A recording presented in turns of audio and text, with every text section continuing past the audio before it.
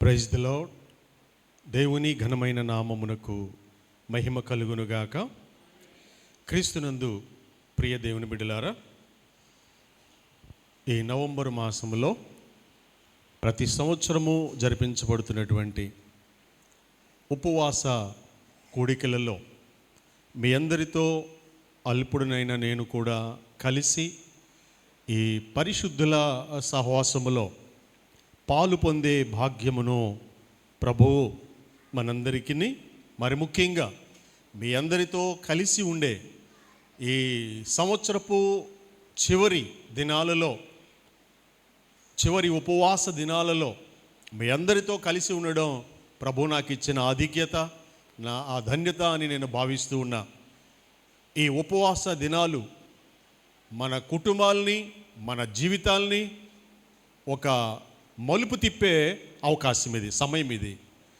ఎంతమంది అయితే దేవుని వాక్యాన్ని నమ్ముతారో వారి యొక్క జీవితాల్ని టర్నింగ్ పాయింట్ అంటారు కదా ఇంగ్లీష్లో, అలాంటి మలుపు తిప్పే ఒక అద్భుతమైనటువంటి ఈ ఉపవాస దినాలలో మనందరం పాలి భాగస్థులం కావడం చాలా ధన్యకరమైన విషయం.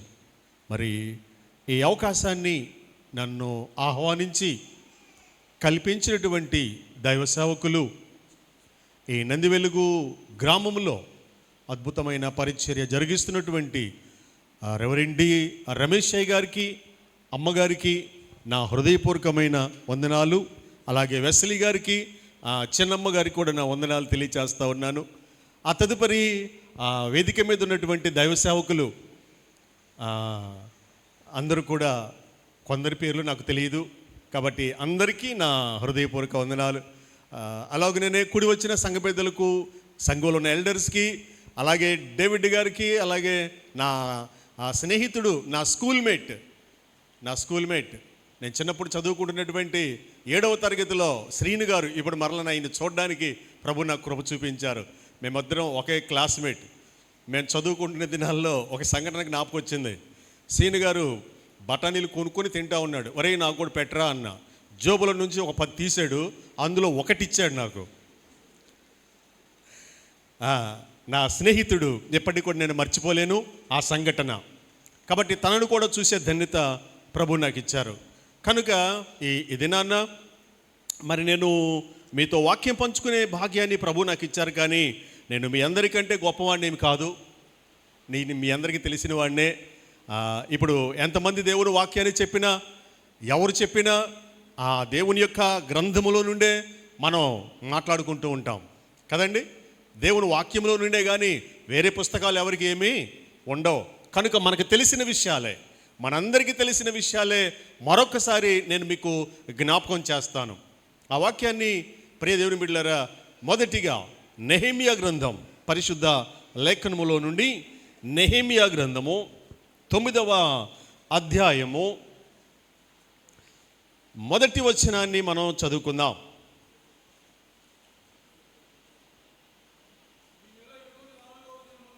ఈ నెల 24వ దినమందు ఇశ్రాయేలీలు ఉపవాసముండి గోనె పట్టాలు కట్టుకొని తల మీద ధూళి పోసుకొని కూడి వచ్చిరి. చిన్న ప్రార్థన చేసుకుందాం. ఎంతవరకు మాతో ఉన్న మా పరమ తండ్రి, నీ ఘనమైన నామమునకు వందనాలు. ప్రభువా, ఈ నందివెలుగు గ్రామములో మా హైందవ సహోదరుల మధ్య ఒక అద్భుతమైన పరిచర్యను జరిగించడానికై ఆయనను మీరు పిలిచిన పిలుపు కొరకు కృతజ్ఞతాస్తుతులు చెల్లిస్తున్నాను. అదే పరిచర్యలో మరికొంతమంది దైవ సేవకులు ఉపశాఖలుగా విస్తరించబడి అనేక స్థలాలలో నీ సువార్తను అందిస్తున్నటువంటి వేదిక మీద ఉన్న దైవజనులను కూడా మీరు జ్ఞాపకం చేసుకునండి. ప్రభువా, అల్పుడను అయోగ్యుడను నీ వాక్యం అందించడానికి యోగ్యుడను కాను, అయినప్పటికీ మీ యొక్క కృపచేత నన్ను యోగ్యునిగా చేసి సువార్త అందించడానికి మీరు ఇష్టపడినందులకై నీకు కృతజ్ఞతాస్తుతులు. ప్రభువా, ఇక్కడ నాకంటే వయసులో పెద్దవారు, జ్ఞానములో పెద్దవారు నాయన, వారికి బోధించడానికి నేను సరైన జ్ఞానము కలిగిన వాడను అని నేను అనుకోవడం లేదు ప్రభువా. కానీ నీ కృపాసనమునొద్ద నన్ను నిలబెట్టి మీరే మాతో ముచ్చటించి శ్రేష్టమైన దివ్యమైన సంగతులు మీరు బయలుపరచండి నాయన. మరుగు చేయబడిన మాటలు బయలుపరచండి. మా సొంత జ్ఞానమును కొట్టివేసి మీ పరసంబంధమైన జ్ఞానాత్మ చేత నింపి మీరే మమ్మను సర్వసత్యములోనికి నడిపించుమని నీ ప్రియకుమారుడు మా రక్షకుడైన యేసుక్రీస్తు ఘనమైన నామములో వేడుకొని ప్రార్థిస్తున్నాము తండ్రి. ఆమేన్. ప్రియ దేవుని బిడ్డలారా, ఈరోజు మనము ఉపవాస ప్రార్థన ప్రారంభించాం. This is beginning day. ఇది ప్రారంభ రోజు. ఈ ప్రారంభ రోజు మొదటి కూడికలో మనం ఉన్నాం. ఈ మొదటి కూడికలో ఉపవాసాన్ని గురించి ఎన్నో పర్యాయాలు మనం విన్నాం. ఇంతకుముందు జరిగిన కూడికల్లో కూడా మనం విన్నాం. రానున్న 2 దినాల్లో కూడా మనం వినబోతున్నాం. ప్రియమైన వారులారా, ఈ ఉపవాసము మన జీవితాలకు ఎలాంటి మేలు కలుగ చేయబోతుందో పాత నిబంధన గ్రంథములో కొన్ని సత్యాలను మనము జ్ఞాపకం చేసుకుందాం. ఉపవాసము మనం ఎలాగున చేయాలి, ఉపవాసము వలన మనకు కలిగే ఫలితాలు ఏమిటి అనేది కూడా మనం తెలుసుకుందాం. మొదటిగా మరి ఈ రోజున నెహెమ్యా గ్రంథాన్ని 9వ అధ్యాయాన్ని మొదటి వాక్యములో మనం చూసుకున్నాం. ఈ నెల 24వ దినమందు అని ఇక్కడ వ్రాయబడింది. ఏ నెల అది అని మనం ఆలోచన చేసినట్లయితే ఆ నెల ఏంటో లేవియాకాండంలో వ్రాయబడింది. అసలు ఈ సిస్టమ్ ఈ రోజున ఇక్కడ జరగబోతున్న ఉపవాస కూడిక ఎక్కడ ప్రారంభించబడింది అని అంటే లేవియాకాండములో ప్రారంభించబడింది. ఆ లేవియాకాండములో ఆగిపోయిన ఈ సిస్టమ్, ఈ ఉపవాస ప్రార్థన, ఈ పర్ణశాలల పండుగ మరలా తిరిగి యజ్రా నెహెమ్యాల ద్వారా తిరిగి ప్రారంభిస్తున్నాడు. దేవునికి మహిమ కలుగునుగాక. ఆ నెల ఏదో, ఆ సమయం ఏదో, ఆ కార్యం ఏదో మనము లేవియాకాండములోనికి వెళదాం. దయచేసి చూడండి. లేవియాకాండము 23వ అధ్యాయము 33వ వాక్యాన్ని మనం జ్ఞాపకం చేసుకుందాం. మరియు యెహోవా మోషేకు ఇలాగున సెలవిచ్చెను, నీవు ఇశ్రాయేలులతో ఇట్లనుము, 7వ నెల, ఏ నెల అంట, ఏ తారీఖు? 15 అనగా 15వ తేదీ మొదలుకొని 7 దినముల వరకు యెహోవాకు పర్ణశాలల పండుగ జరగవలెను. పిల్లలు మనం చదువుకునేదేంటి? ఉపవాసాన్ని గురించి కదా. వింటున్నారా? ఇక్కడే ఉన్నారా? దేవునికి స్తోత్రం చెప్పండి ఒకసారి. నెహెమ్యా గ్రంథము 9వ అధ్యాయము 1వ వాక్యము మనం చదువుకున్నాం. వారు ఎలాగున ఉపవాస ప్రార్థన చేశారో మనం చూసుకున్నాం. అయితే నేను ఇప్పుడు మీకు ఆ ఉపవాస ప్రార్థనలోనికి వెళ్ళే ముందు ఏం జరిగిందో నేను మీకు తెలియచేయడానికి ఇష్టపడుతున్నా. పిల్లరా, ఒక వ్యక్తి ఎక్సర్సైజ్ చేసేటప్పుడు వార్మప్ చాలా ప్రాముఖ్యం కదా. ముందు వార్మప్ చేసి ఆ తర్వాత ఎక్సర్సైజ్లోకి వెళ్తారు. అలాగనే ఉపవాస ప్రార్థనలోనికి ఎంటర్ అవ్వడానికి ముందు చేయవలసిన పని ఆ దినాలలో ఈ యొక్క పర్ణశాలల పండుగ. ఈ పర్ణశాలల పండుగ ఆచరించిన తరువాత ఉపవాస దినములోనికి వెళ్ళాలి. పిల్లరా, ఆ పర్ణశాలల పండుగ ఎందుకు చేయవలసి వచ్చిందో మనము క్షుణ్ణంగా తెలుసుకుందాం. ఏ రోజు ప్రారంభ దినాన్ని మనం తెలుసుకుంటున్నాం కదా. ప్రారంభ రోజు ఇక్కడ నెహెమ్యా గ్రంథములో ఈ నెల 24వ దినమందు అన్నాడు. ఆ నెల ఏంటో మనం చూసాం అక్కడ. ఏ నెల అది? 7వ నెల. 7వ నెల ఏ తారీఖు? 15వ తారీఖు. అనగా పర్ణశాలల పండుగ 7వ నెల 15వ తారీఖున ప్రారంభమవుతుంది. ఈ 7వ నెల ఏది అని అంటే గ్రీకు క్యాలెండర్ ప్రకారము తిష్రీ అనే మాసం. ఈ తిష్రీ అనే మాసము మన ఇంగ్లీష్ క్యాలెండర్ కనుక మనం చూడగలిగితే అది సెప్టెంబరు అక్టోబరు మిడిల్లో ఉంటుంది. సెప్టెంబర్ 15వ తారీఖు నుండి అక్టోబర్ 15వ తారీఖు వరకు తిష్రీ మాసము జరుగుతుంది. అది గ్రీకులకు లేదా ఇశ్రాయేలు ప్రజల క్యాలెండర్ ప్రకారము 7వ నెల. ఆ నెలలో సంభవించుతున్నటువంటి సంఘటనలు ఏ రోజున మనము జ్ఞాపకం చేసుకుంటున్నాం. ఎందుకండి 7వ నెలలో 15వ తారీఖున ఈ పర్ణశాలల పండుగ చేయాలి అని మనం ఆలోచన చేసినట్లయితే, ఈ పర్ణశాలల పండుగ 7 దినాలు జరిగించిన తరువాత మధ్యలో 8వ రోజు ఒకటి విశ్రాంతి దినం ఉంది. ఆ విశ్రాంతి దినము రోజున ప్రజలు వారికి వారే పరిశుద్ధపరచుకొని అప్పుడు 9వ దినాన్న ఉపవాసమును ఆచరించాలి. అప్పుడు ఎన్ని రోజులు అవుతుందో చూడండి. 15వ తారీఖున ప్రారంభమయ్యి 7 దినాలు పర్ణశాలల పండుగ జరిగించి 8వ రోజున విశ్రమించి 9వ రోజున అనగా సరిగ్గా తిష్రీ మాసములో అనగా 7వ నెలలో 24వ తారీఖు మరి ఇది నాన్న మనం కూడా మన దైవ సేవకులు కూడా ఈ నవంబర్ నెలలో ఎన్నవ తారీఖున ఇది 26వ తారీఖు చివరి మాసములో మనం ఉన్నాం. ప్రియమైన దేవుని పిల్లలారా, ఇశ్రాయేలు ప్రజలు అలాగున చేయవలసి ఎందుకు వచ్చిందండి అని మనం ప్రశ్న వేసుకున్నట్లయితే, వారు ఈ పర్ణశాలల పండుగ ఎందుకు చేయవలసి వచ్చింది? మొదట ఈ పర్ణశాలల పండుగ ఎందుకు చేయాలి అని అంటే, బైబిల్ గ్రంథంలో ఇశ్రాయేలు ప్రజల చరిత్రలో ఒక్కొక్క సంఘటనకు ఒక్కొక్క రుజువును బైబిల్ గ్రంథంలో ఉంచాడు దేవుడు. దీనికి ముందు ఐగుప్తు దేశము నుండి ఇశ్రాయేలు ప్రజలను మోషే నాయకత్వంలో తీసుకుని వచ్చినప్పుడు ఒక పండుగ చేయమన్నాడు. మీకు అందరికీ తెలుసు ఏంటి ఆ పండుగ? ఇశ్రాయేలు దేశమును ఇశ్రాయేలు ప్రజలను బందీలుగా ఉన్న కనాను దేశంలో 430 సంవత్సరాల చెరసాల నుండి దేవుడు వారిని ఆశ్చర్యకరంగా విడిపించి ఒకే ఒక్క లీడర్, ఒకే ఒక్క నాయకుడు, అతని నాయకత్వంలో లక్షల మంది ఇశ్రాయేలు ప్రజల్ని ఐగుప్తు ఫరో చక్రవర్తి నుండి, అతని సైనికుల నుండి, అతని పవర్ నుండి ఏ ఆయుధము లేకుండా విడిపించాడే. ఎవరు? మోషే. ఆ ప్రజలు కనాను దేశం వచ్చిన తర్వాత దేవుడు వారితో ఒక మాట చెప్తాడు, మీరు ఒక పండుగ చేయండి. ఏంటి ఆ పండుగ అంటే? ఏం పండుగ? రాలేదా మీకు ఐడియా? రాలేదా? దానికి మీకు ఒక క్లూ ఇస్తాను చూడండి. దాటుట అనే అర్థం వచ్చే పండుగ. దాటుట అనే అర్థం వచ్చే పండుగ పస్కా. Very good. ఎవరు చెప్పింది? పస్కా అనే పండుగ.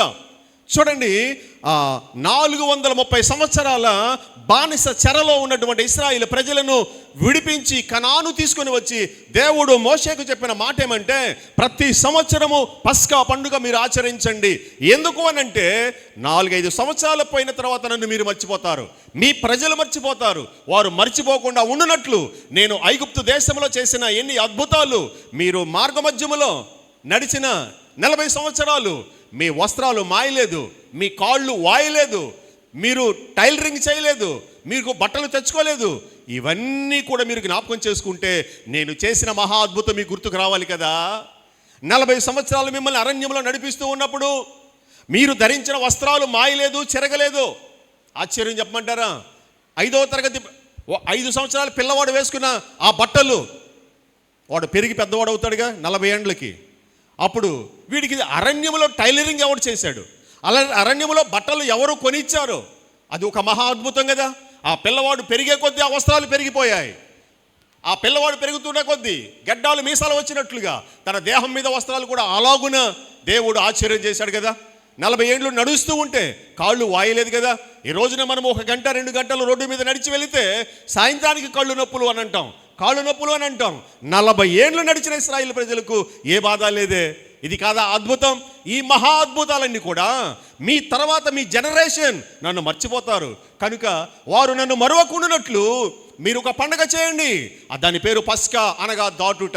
ఏం దాటాం? ఐగుప్తు నుండి మధ్యలో వచ్చిన ఎర్ర సముద్రాన్ని దాటి ఎక్కడికి వచ్చాం? కనానులోనికి వచ్చాం. దేవునికి మహిమ కలుగును గాక.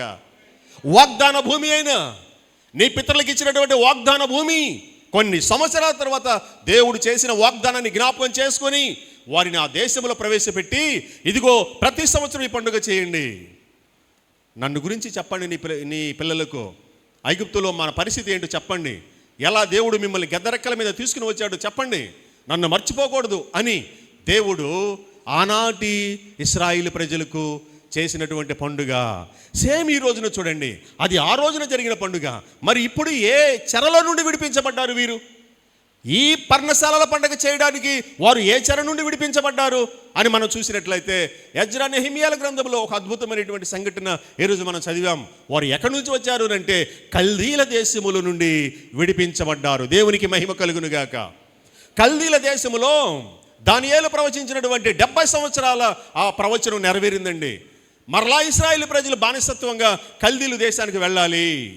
ఆ కల్దీల దేశంలో 70 ఏండ్లు వారు గడపాలి. ఆ 70 సంవత్సరాల తర్వాత నేను మరలా వారిని విడిపిస్తా అని దేవుడు చేసిన వాగ్దానం ప్రకారము, దానియేలు ప్రవక్త ప్రవచించినటువంటి ప్రవచనం ప్రకారము వీరు కల్దీల దేశం నుండి విమోచించబడి ఇప్పుడు మరలా తిరిగి కనానుకు వచ్చారండి. ఇప్పుడు వారితో చెప్తా ఉన్నాడు దేవుడు, మీరు పస్కా పండుగ ఆచరించండి. ఎందుకు, దేనికి సూచన ఈ పస్కా పండుగ అని అంటే దేవుని యొక్క కాపుదలకు సూచనగా ఉంది ఈ పర్ణశాలల పండుగ. వీరు కల్దీల దేశం నుంచి విమోచించబడిన తర్వాత వాగ్దాన దేశంలోనికి మరలా తిరిగి వచ్చిన తర్వాత వారిని మీరు ముందుగా ప్రతి సంవత్సరం కూడా ఇలాగున పర్ణశాలల పండుగ చేయండి. ఎలా చేయాలి అని అంటే వారు ప్రత్యక్ష గుడారాలు ఏర్పాటు చేసుకొని ఆ గుడారాలలో గొంజి చెట్ల మట్టలు, ఒలీవ చెట్ల మట్టలు, ఈత చెట్ల మట్టలు వాటిని కోసుకుని వచ్చి పర్ణశాలలుగా కట్టి మీరుంటున్నటువంటి ఇండ్లలో నుండి బయటకు వచ్చి 7 దినములు మరలా ఈ పర్ణశాలల్లో గడపండి. అప్పటికి ఇశ్రాయేలు ప్రజలు స్థిరపడ్డారు, మంచి ఇండ్లు కట్టుకున్నారు, మంచి ద్రాక్ష తోటలు వేసుకున్నారు, హ్యాపీగా ఆనందంగా ఆ ఇండ్లలో సుఖంగా విలాసవంతమైన జీవితాన్ని జీవిస్తూ ఉన్నారు. మరైతే ఆ విలాసవంతమైన జీవితాన్ని విడిచిపెట్టి ఈ పర్ణశాలల్లో ఎందుకండి, మంచులో ఈ పర్ణశాలల్లో బయట ఎందుకండి జీవించాలి, ఈ 7 రోజులు ఎందుకు గడపాలి అని అంటే మనం జ్ఞాపకం చేసుకోవాల్సింది ఏంటో తెలుసా? ఒకప్పుడు మీరు కల్దీల దేశంలో ఎలా ఉన్నారో చూడండి. ఈ రోజున కల్దీల దేశంలో మీరు ఉన్నప్పుడు మీకు అలాంటి మంచి ఇండ్లు ఉన్నాయా? కల్దీల దేశంలో మీరు ఉన్నప్పుడు మంచి ఆహారం మీకు దొరికిందా? కల్దీల దేశంలో మీరు ఉన్నప్పుడు మీకు స్వేచ్ఛ ఉందా? మంచి బట్టలు ఉన్నాయా? ఇవేమీ లేవు కదా. అలాంటి భయంకరమైన శాపగ్రస్తమైన దాస్యములో నుండి మిమ్మల్ని విడిపించి మీరు తినడానికి మంచి ఆహారం ఇచ్చానే. ఎలాంటి ఆహారం ఇచ్చాడట దేవుడు? వారికి ఎలాంటి ఆహారం ఇచ్చాడో చూద్దామండి. చూడండి, నెహెమ్యా గ్రంథము 7వ అధ్యాయము 8వ అధ్యాయము 10వ వచనం చదవండి.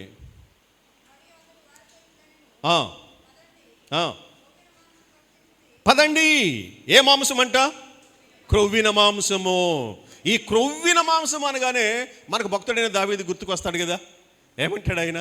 నాకు నీ వాక్యము దొరకగా కొవ్వు మెదడు దొరికినంత ఆనందం కలిగింది కదా అంటున్నాడండి. ప్రియులరా, ఆ దినంలో ఆ ప్రజలు బానిసత్వంలో దాసులుగా బ్రతికిన వారికి తినడానికి ఆహారం ఉండేది కాదు, అనగా మాంసం ఉండేది కాదు, కూరగాయలు సరిగ్గా దొరికేవి కాదు. అలాంటి స్థితిలో నుండి వారిని తీసుకుని వచ్చి ఎలాంటి భోజనం అండి ఇది? ఎలాంటి భోజనం చెప్పండి? కొవ్విన ఆహారము వారికి తినిపిస్తూ ఉన్నాడు. కాబట్టి ఆ స్థితిగతులన్నిటిని కూడా మీరు జ్ఞాపకం చేసుకోండి. ఈ పర్ణశాలల పండుగ 7 దినాలు కూడా మీరు ఎలా ఉండాలి అంటే ఈ కొవ్విన మాంసాన్ని తినండి, మీకు ఇష్టమైందిగా తినండి, మీకు ఇష్టమైందిగా త్రాగండి, ద్రాక్షారసం కూడా త్రాగండి. అంటే ద్రాక్షారసంలో 2 రకాలు ఉంటాయి. ఒకటి తయారు చేసిన స్వచ్ఛమైనటువంటి ద్రాక్షారసం, రెండవది దాన్ని ఏమంటారు, ప్రాసెసింగ్ చేసినటువంటి ద్రాక్షారసం, పులియబెట్టింది. ఆ పులియబెట్టింది వైన్ అంటాం. ఆ వైన్ని మనం త్రాగకూడదండి.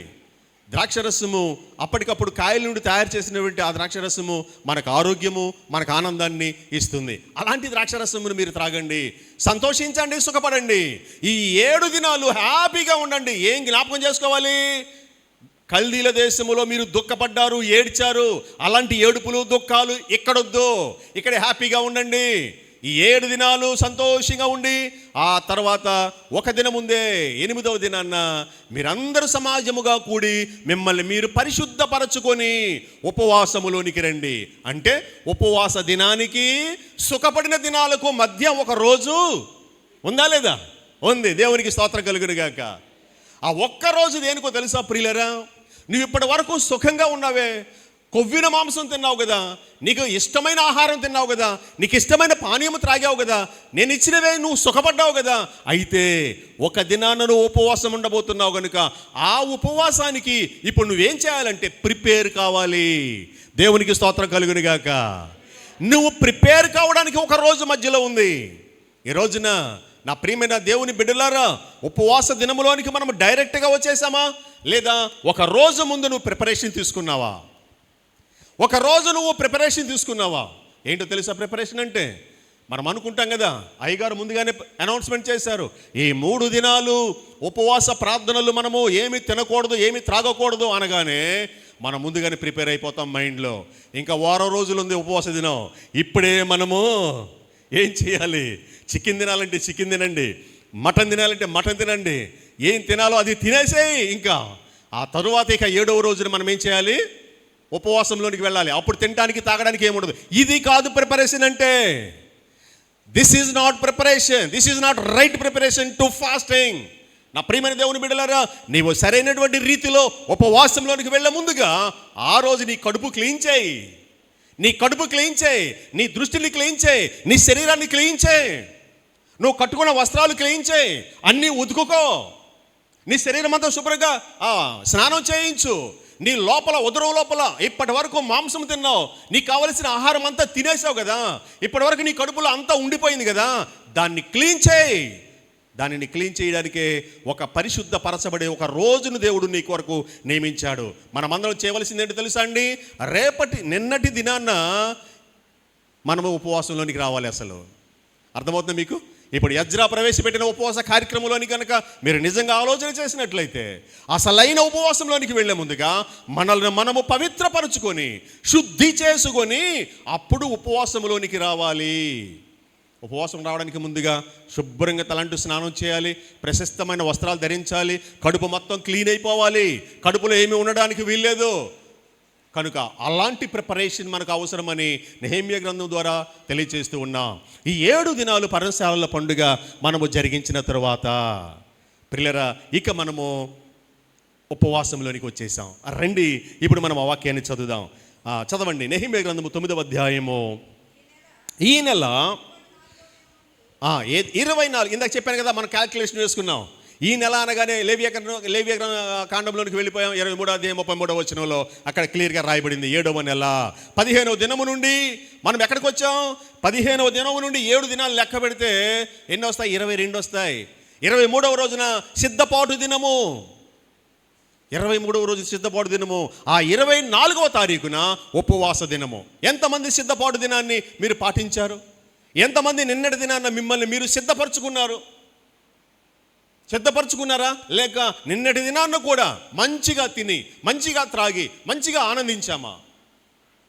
నా ప్రియమైన దేవుని బిడ్డలారా, ఒక దినము నీవు ఉపవాసానికైనా సిద్ధపాటు నీకు ఉండాలి. రేపు సంస్కారపు ఆరాధన అనగానే ఈ రోజున మనకు సిద్ధపాటు ఉండాలి. ప్రభు భోజనం మనం చేయబోతూ ఉండగా రొట్టె ద్రాక్షరసం దేవుని శరీరానికి రక్తానికి సాదృశ్యమైన ఆ శరీర రక్త మాంసాలు మనం భుజించాలి అని అంటే దానికి ముందు రోజున మనం ప్రిపరేషన్ తీసుకుని ఉండాలి. కనుక అలాగున మనము సిద్ధపాటు కలిగి ఉన్నట్లయితే అది దేవుడు చూస్తాడండి. అది దేవుడు మనకెంతో ఆశీర్వాదకరంగా దానిని మార్చబోతున్నాడు. కనుక ఈ 3 దినాల ఉపవాస ప్రార్థనలో మీరందరూ కూడా పరిపూర్ణంగా, కొందరు ఉండలేరండి నాకు తెలుసు, కొంతమంది యవ్వన బిడ్డలు కానీ, కొంతమంది వృద్ధులు కానీ పరిపూర్ణమైన ఉపవాసంలో ఉండలేని వారు ఉంటారు. అయితే అయ్యగారి అనౌన్స్మెంట్ కఠినంగా ఉండవచ్చు. ఏమి తినవద్దు, ఉపవాసము కఠినమైన ఉపవాసం మనం చేద్దామని. అఫ్కోర్స్ అలాగున నువ్వు ఉండగలిగితే మొదట సైతానుగాడు భయపెడతాడు. 3 రోజుల అసలు టిఫిన్ చేయకుండానే నువ్వు ఉండలేవే, 3 రోజులు భోజనం లేకుండా మంచినీళ్ళు లేకుండా నువ్వు ఉండగలవా అని సైతానుగాడు మొదట ఏం చేస్తాడు? భయపెట్టేస్తాడు. మొదటి రోజు బాగా ఆకలి పుట్టిస్తాడు. ఇక నువ్వు తట్టుకోలేని స్థితిలో ఏదో ఒకటి తినే విధంగా నిన్ను ప్రేరేపిస్తాడు. కానీ ఆ కొన్ని క్షణాలు, ఆ కొన్ని గంటలు కనుక నువ్వు తట్టుకోగలిగితే 3 రోజులు నీకు ఆకలే కాదు. దేవునికి స్తోత్రం కలుగునుగాక. ఈ 3 దినాలు నువ్వు ఆకలితో ఉండవు, నువ్వు ఆకలితోనే ఉండవు. దేవునికి మహిమ కలుగునుగాక. మనం 3 దినాలకి ఇలా అనుకోకొద్దు. ఇక్కడ ఉపవాసాలు వీరుడున్నాడు, నాకు చెప్పడం ఇష్టం ఉండదు, తనకు కూడా ఇష్టం ఉండదు. 80 రోజులు 80 days మరేమి తినకుండా కేవలము మజ్జిగ పాలతో ఉన్నాడు. ఎలా ఉండగలిగాడు? మరి ఎలా ఉండగలిగాడు? తిరుగుతూనే ఉన్నాడు, మాట్లాడుతూనే ఉన్నాడు, అన్ని చేస్తూనే ఉన్నాడే. 80 రోజులు ఎలా ఉండగలిగాడు? దేవుని యొక్క కృప. మొదట మనం భయపడతాం. మీరు భయపడొద్దు, మీ రోగాలు పోతాయి. దేవునికి స్తోత్రం కలుగునుగాక. మీరు ఉపవాసం ఉండండి, మీ రోగాలు మట్టు మాయమైపోతాయి. నాకు ప్రతి సీజన్లో ఈ చలికాలంలో ఇది ప్రాబ్లం, ప్రాబ్లం, పెయిన్స్ వస్తాయి, పళ్ళు బాగా నొప్పిగా ఉంటాయి. వన్ సైడే, మళ్ళీ రెండో సైడ్ రాదు. రాగానే 2 సంవత్సరాల నుంచి నాకు ఈ ప్రాబ్లం. నేను అజిత్రోమైసిన్ ఒక ట్యాబ్లెట్ వేసుకుంటాను, నిమ్సులేట్ ఒక ట్యాబ్లెట్ వేస్తాను. 2 రోజులు వాడతాను, తగ్గిపోతుందండి. కానీ నాకు మొన్న ఒక ఆలోచన వచ్చింది. ప్రభువా, ఆ రోజు తెల్లవారేసరికి నాకు బాగా నొప్పి, టిఫిన్ నవ్వడానికి కూడా, ఇడ్లీ తినడానికి కూడా అంతగా నొప్పి ఉంది. నేను అనుకున్నాను, ఇంకా ప్రభువా, నేను నీ బిడ్డని కదయ్యా, నువ్వెన్నో ఆశ్చర్యకార్యాలు చేసావు కదా, నువ్వెన్నో అద్భుతాలు చేసావు కదా, నాకెందుకయ్యా నువ్వు అద్భుతం చేయవు? నాకు ఒక ఆశ్చర్య కార్యము నన్ను ప్రేరేపించింది. పోయిన ఆదివారం మా సహోదరి ఒక ఆవిడ వచ్చి, అయ్యా నాకు బాగా నడుము నొప్పిగా ఉందయ్యా, కొంచెం ప్రార్థన చేయండి అని అన్నారు. ఆరాధన అయిపోయిన తర్వాత ఆవిడ కొరకు ప్రార్థన చేశాను. ఆ రోజు సాయంకాలం ఫోన్ చేసింది. ఆవిడ ఏం చెప్పిందో తెలుసా ప్రియులారా? వెంటనే, అయ్యా ప్రార్థన చేయగానే ప్రభు కార్యం చేశాడయ్యా, నాకు స్వస్థత కలిగిందయ్యా అని ఆమె ఫోన్ చేసి మరి సాక్ష్యం ఇచ్చారు. నాకు అది జ్ఞాపకానికి వచ్చింది. నేను అన్నాను ప్రభువుని, ప్రభువా నేను ప్రార్థన చేయగా సహోదరికి మీరు ఆశ్చర్యకార్యం చేశారు కదా, మరి నాకెందుకు చేయు ప్రభువా? నేను ఈ పంటి నొప్పి నుండి నేను విడుదల పొందాలి అని అంటే కేవలం నువ్వు మాత్రమే స్వస్థపరచాలి, ఇక మీదట నేను ట్యాబ్లెట్ తీసుకోను ప్రభువా అని ఆ రాత్రికి నేను ప్రార్థన చేశాను. ట్యాబ్లెట్ లేకుండా ఆశ్చర్యకరంగా రెండవ రోజున నా ప్రభు నాకు స్వస్థత పరిచాడు. దేవునికి స్తోత్రం కలుగునుగాక. మీకు స్వస్థత ఇవ్వడా దేవుడు? మన దేవుడు నిన్న ఉన్నవాడు ఈ రోజున లేడా? ఈ రోజున ఉన్నవాడు రేపు లేడా? ఆయన నిన్న నేడు మారని దేవుడు కదా. మనం ఆరాధించే దేవుడు మారని దేవుడు, మార్పు లేని దేవుడు. ఆశ్చర్యాలు చేయడానికి ఆయన సిద్ధంగా ఉన్నాడు. పొందుకోవడానికి మీరు సిద్ధంగా ఉన్నారా? అందుకు కావలసిన విశ్వాసము మీలో ఉండాలి. దేవుని నామానికి మహిమ కలుగునుగాక. కనుక ఈ రోజున అయ్యగారు చేసినటువంటి ఈ యొక్క ప్రార్థనలన్నిటినీ నేను విన్నాను. మీ కొరకైన ప్రార్థన, నా అనుదిన ప్రార్థనలో కూడా మీ కొరకు ప్రార్థన చేస్తాను. కానీ దానికి ముందుగా మీరు ప్రార్థన చేయాలి. మీకేమైనా ప్రాబ్లం ఉన్నా, మీకేమైనా సమస్య ఉన్నా అయ్యగారికి ఫోన్ చేస్తారు కదా, అయ్యగారు ప్రార్థనలో పెట్టండి, అయ్యా ప్రార్థన చేయండి అని మీరు అడగడం బాగా నేర్చుకున్నారు. కానీ అసలు మీరు మోకరించి ప్రార్థన చేయడం నేర్చుకున్నారా? మీ సమస్య కొరకు మీ సమస్యను తీసుకొచ్చి అయ్యగారి దగ్గర పెడుతున్నారు, కానీ మీరు ప్రార్థన చేయడం నేర్చుకోలేదా? ఇంకెప్పుడు పెద్ద బాల శిక్ష చదువుతారు. పౌలు గారు అంటాడు, ఎంతకాలం మీరు పాలు తాగేవారుగా ఉంటారు, మాంసం ఎప్పుడు తింటారు? ఎందుకు తింటలేదు పాస్టర్ గారు?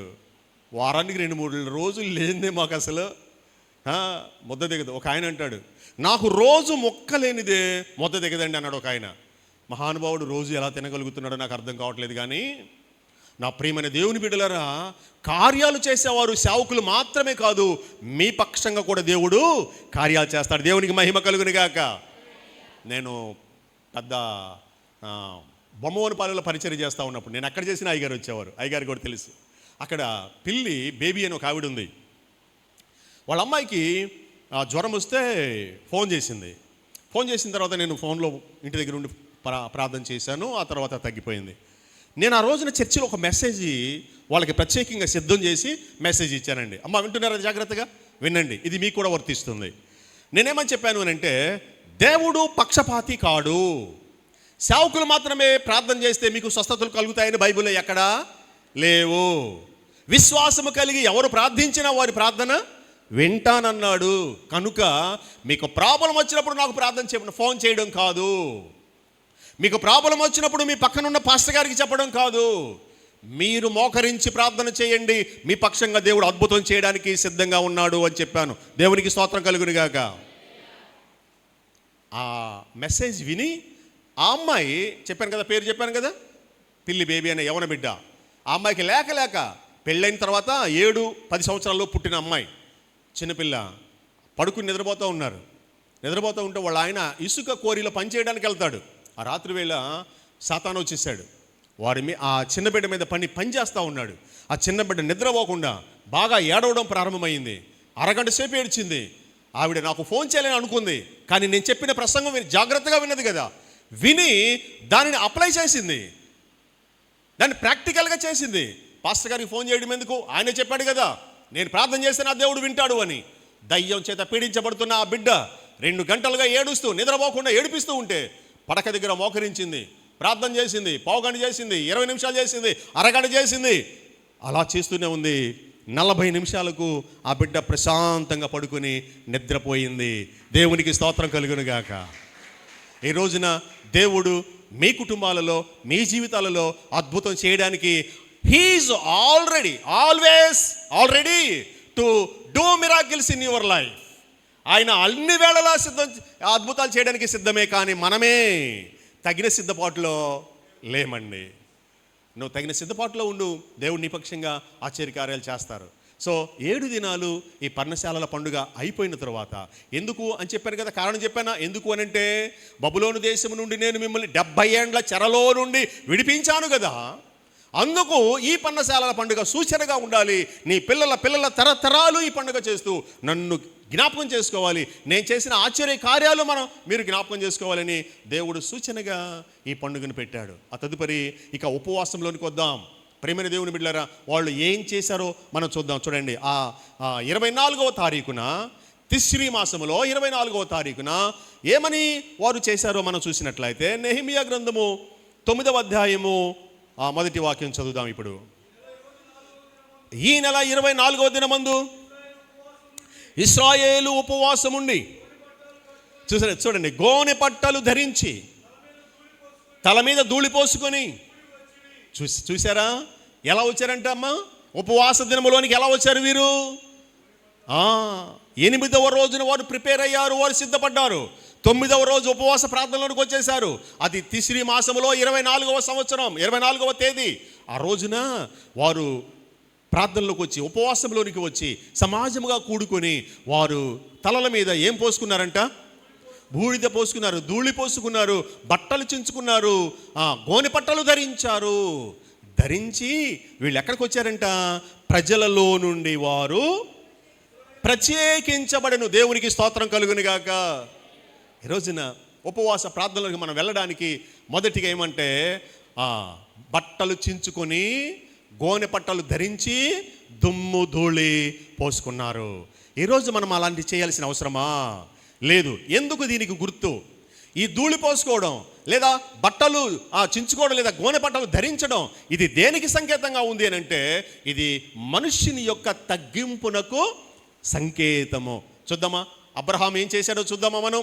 ఆదికాండం తీయండి, 18వ అధ్యాయము 26-27 వచనాలు కనుక మనం చూడగలిగితే, ఆదికాండము 18వ అధ్యాయము 27వ వచనం చదువుకుందాం.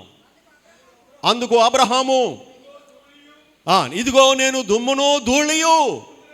చూశారండి, చూసారా? ఇది తన తమ్ముడైన లోతు రక్షణ కొరకై, తనను రక్షించడానికి కొరకై దేవుని సన్నిధిలో అబ్రహాము తనను తాను తగ్గించుకొని దుమ్ము ధూళి మీద పోసుకొని ఎంతగా తగ్గించుకున్నాడు అని అంటే గమనించండి. ఏమండి, దుమ్ము ధూళి తల మీద పోసుకునేవారు ఎవరైనా ఉన్నారా? ఒకవేళ ఎవరైనా పోసుకుంటే వారిని ఏమంటాం? పిచ్చివాడు అని అంటాం. అర్థమైందండి? దుమ్ము తల మీద పోసుకునే వాళ్ళం. మనం చిన్నప్పుడు పిల్లలు మనం ఆడుకున్నప్పుడు కూడా మనం పోసుకుని ఉంటాం. ఇదేనా మనం చాలామంది పిల్లలు ఆడుకుంటూ ఉంటే ఒకరి తల మీద ఒకరు, వాడికి తెలియదండి, వాడు పిచ్చోడు కాదు, వాడికి తెలియదు, వాడు పిల్లవాడు, వాడికి జ్ఞానము లేదు. దాని అర్థం ఏంటంటే, దేవా నీ మహాజ్ఞానము ముందు నేనే పాటివాడినయ్యా, నీ మహా ఉన్నతమైనటువంటి జ్ఞానము ఎదుట, నీ కార్యముల ఎదుట నేను ఏ పాటివాడినయ్యా, నేను ఒక పిల్లవాడినయ్యా, అజ్ఞానినయ్యా అని తనను తానుగా తగ్గించుకునే విధానానికి సంకేతము ఈ యొక్క గోనె పట్టలు ధరించడము, బూడిద పూసుకోవడం. అలాగనే యోబు గారి విషయంలో కూడా ఇదే జరిగింది కదా. యోబు గారి గ్రంథంలో కూడా 2వ అధ్యాయము 12వ వచనంలో ఆయన శిష్యులు, స్నేహితులు, యోబు గారి స్నేహితులు ఆయన యొక్క హుందాతనాన్ని చూసి, ఆయన హోదాతనాన్ని చూసి ఆశ్చర్యపోయినటువంటి తన స్నేహితులు ముగ్గురు, జోఫరు, బెల్దదు, ఎలీఫాజ్, ఈ ముగ్గురు స్నేహితులు ఆయన యొక్క పరిచర్యను చూసి, ఆయన యొక్క పరిస్థితిని చూసి ఆశ్చర్యపోయారు. అయ్యో, ఈ ఊజు దేశంలోనే ఈయనను మించిన వాడు లేడే, ఆయన రాజెట్టివి, ఆయన వస్త్రాలు ఎంత గొప్పగా ఉండేవి, ఆయన స్థితిగతులు ఎలాగ ఉండేవి, ఆయన ఇల్లు ఎలా ఉండేది, ఆయన పరిచర్య ఎలాగ ఉండేది, ఆయన దాన ధర్మాలు ఎలాగ ఉండేవి. ఇలాంటి మహనీయుడిగా ఇలాంటి దుస్థితి, ఇలాంటి ఉన్నతమైన స్థితికే ఇలాంటి పరిస్థితి కలిగితే మరి సామాన్యమైన మన పరిస్థితి ఏంటి అని వీరు కూడా ఏం చేశారంట? చదవండి.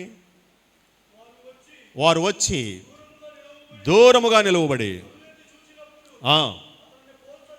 అతన్ని పోల్చలేక తమ వస్త్రములను చించుకొని ఆకాశము తట్టు, చూసారా, ఆకాశము తట్టు తలలు పైకెత్తి దుమ్ము ధూళి పోసుకొనెను, ఎలుగెత్తి ఏడ్చెను. ఇది కూడా తమను తాము తగ్గించుకునే విషయాన్ని మనకు బయలుపరుస్తుంది. కనుక ప్రియులరా, ఇది దేనికి సూచన అంటే తగ్గింపు. నువ్వు ఉపవాసములోనికి వచ్చిన రోజున ఇలాంటి తగ్గింపు నీకున్నదా? నిన్ను నీవు తగ్గించుకొనుచున్నావా? ఎలాగండి నేను తగ్గించుకోవాలి అని అంటే, యేసు ప్రభు వారు ఒక అద్భుతమైన ఉపమానం చెప్పాడు కదా మనకి సువార్తల్లో. ఏంటి ఆ అద్భుతమైన ఉపమానము? ఒక సుంకరి పరిసయ్యుడు ఇద్దరు దేవాలయంలోనికి వచ్చారు. ఏమండి సుంకరి ఏమని ప్రార్థన చేశాడు?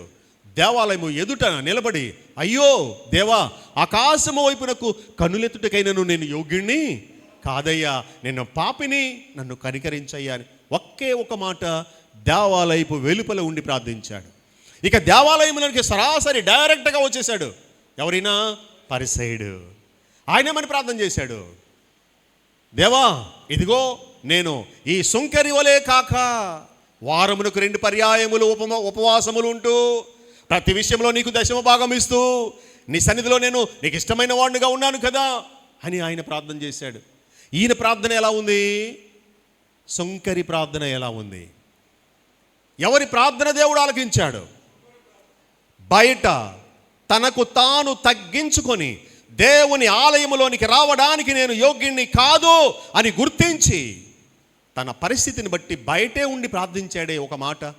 ఆ ప్రార్థన దేవుడు విన్నాడు. కానీ సరాసరి దేవాలయంలోనికి వచ్చి తనను తాను హెచ్చించుకొని, నువ్వు ఇస్తే ఇచ్చేవేమో కానుకలు, నువ్వు ఉంటే ఉపవాసం ఉన్నావేమో, అవి ఎవరికి తెలియాలి? ఆయన చెప్పాడు, నువ్వు ఉపవాసం ఉంటే ఎవరికి తెలియకూడదు, నీ రహస్యమందున గదిలోనికి వెళ్ళి తలుపులు వేసుకుని ప్రార్థన చేయి అని అన్నాడు. అది ఒక రకమైన ప్రార్థన.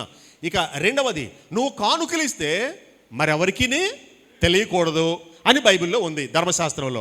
కానీ ఈ పరిసయ్యుడు ఏం చేశాడు? ధర్మశాస్త్ర చట్టాన్ని పక్కన పెట్టి తన గొప్పతనాన్ని తాను హెచ్చించుకుంటూ మాట్లాడుతూ ఉన్నాడు. వారానికి 2 పర్యాయాలు నేను ఉపవాసం ఉంటున్నాను, కానుకలు, దశభాగములు, ప్రథమ ఫలాలు నీకు నేను ఇస్తున్నాను, అందును బట్టి నన్ను దీవించు. ఇది కాదా ప్రౌఢతో కూడినటువంటి ప్రార్థన? ఇది కాదా గర్వంతో కూడినటువంటి ప్రార్థన? ఇలాంటి వ్యక్తులు లేరా సమాజంలో? ఇలాంటి వ్యక్తులు లేరా చర్చిలో? ఎవరున్నారో పరీక్షించుకోండి. దేవునికి వాక్యపు వెలుగులో నిన్ను నువ్వు పరీక్ష చేసుకో. ఇలాంటి పరిస్థితిలో నేనున్నానా ప్రభువా? ఇలాంటి గర్వం నాలో ఉందా ప్రభువా? ఇలాంటి హెచ్చింపు నాలో ఉందా ప్రభువా? అయితే నన్ను క్షమించయ్యా అని ఎవరికి వారు తగ్గించుకొని సొంకరి వలె తమను తాము తగ్గించుకోనకపోతే నీ ప్రార్థనకు విలువ లేదు, ఫలితమే ఉండదు. దేవునికి స్తోత్రం కలుగునుగాక. ఆమేన్. ప్రియ దేవుని బిడ్డలారా, తీతు పత్రిక 2వ అధ్యాయం 13వ వాక్యం. అందరికంటే ఒక ఆశ్చర్యకరంగా తగ్గించుకున్న వ్యక్తిని మనం చూడబోతున్నాం. ఈ ప్రపంచంలో భూమి పుట్టింది మొదలుకొని ఇప్పటి వరకు అలాగున తగ్గించుకున్న మనిషి ఈ భూలోకంలోనే ఎవడు లేడు. అలాంటి వ్యక్తిని మనం చూద్దామా? తీతు పత్రిక 2వ అధ్యాయం 13వ వాక్యం చదవండి. ఆయన ఎవరో చూడండి. ఆయన ఎవరంటండి? మహాదేవుడు, మన రక్షకుడైన యేసుక్రీస్తు మహిమ యొక్క ప్రత్యక్షత కొరకు. చూడండి నా ప్రియమైన దేవుని పిల్లలారా, ఆయన మహాదేవుడు, మన రక్షకుడైన యేసుక్రీస్తు అని రాశాం కదా. మరి ఈ మహాదేవుడు పాత నిబంధన గ్రంథంలో ఎలా ఉన్నాడో ఒకసారి చూడండి. ఎజ్రా గ్రంథము, నెహెమ్యా గ్రంథము 8వ అధ్యాయము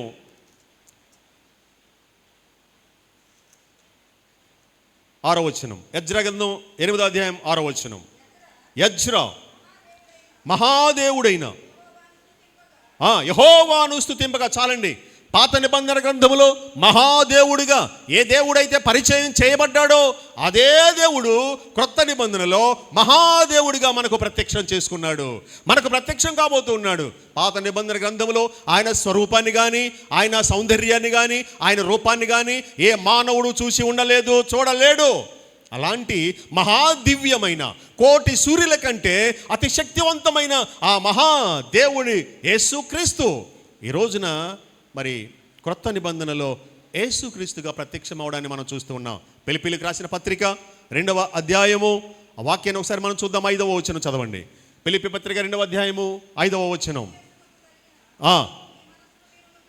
కలిగి ఉండండి, ఆయన దేవుని స్వరూపి అయి ఉండి దేవునితో సమానముగా ఉండుట విడిచిపెట్టకూడని భాగ్యమని ఎంచుకొనలేదు. కానీ చూడండి, ఆయన ఎవరంట?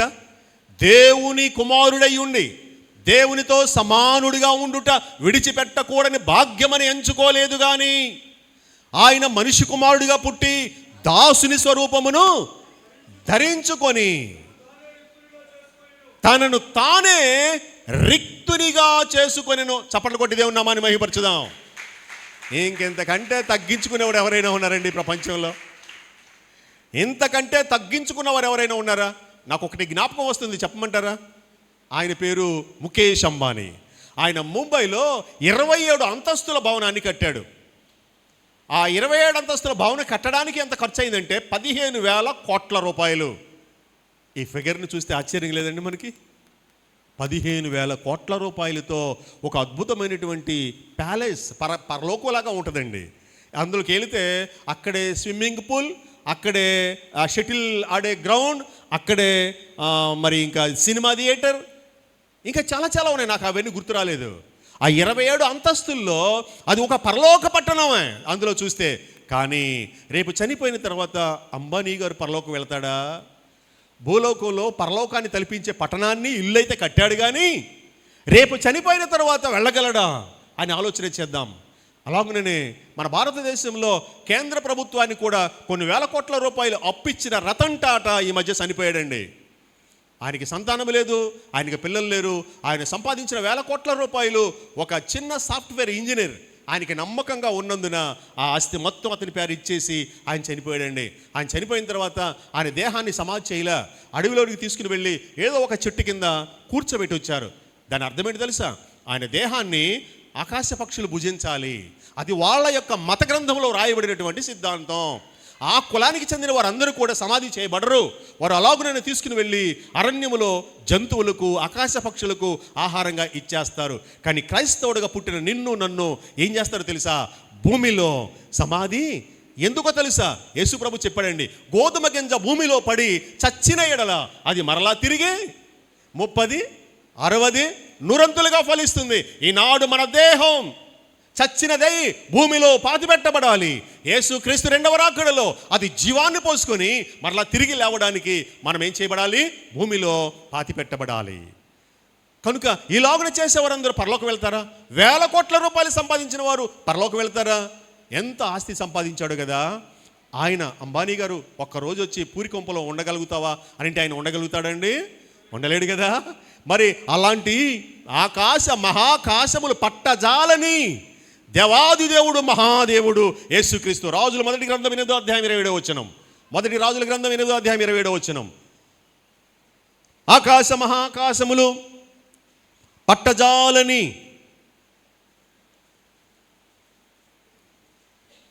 ఆ మహాదేవుడు సొలొమోను అంటాడు, అయ్యా ఏ దేవాలయంలో నిన్ను నేను కూర్చోబెట్టగలనయ్యా? నిశ్చయముగా ఈ లోకమందు దేవుడు నివాసము చేయడు. చాలండి. ఎలా చేయగలుగుతాడండి?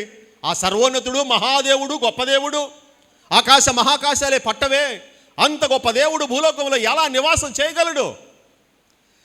నివాసం చేయకపోతే నీకు నాకు విమోచన లేదు కదా, నీకు నాకు రక్షణ లేదు కదా. అందుకే ఆ మహాదేవుడు తన మహోన్నతమైన సింహాసనాన్ని విడిచిపెట్టి దేవాది దేవునితో సమానముగా కూర్చుండుట విడిచిపెట్టకూడని భాగ్యమని ఆయన ఎంచలేదండి. మనుష్య కుమారుడిగా పుట్టి దాసుని పోలికను ధరించి తనను తానే రిక్తునిగా చేసుకొనెను. ఈ ప్రపంచంలో కోట్లు సంపాదించిన వాడు ఎవడైనా ఒక పేదవాడుగా ఒక రోజు గడపగలడా? గడపలేడు. మన రక్షకుడైన యేసుక్రీస్తు మన కొరకై పరలోకాన్ని విడిచి భూలోకానికి, ఆయన మహా ఆకాశాలు కూడా పట్టజాలమని బైబిల్ చెప్పింది కదా.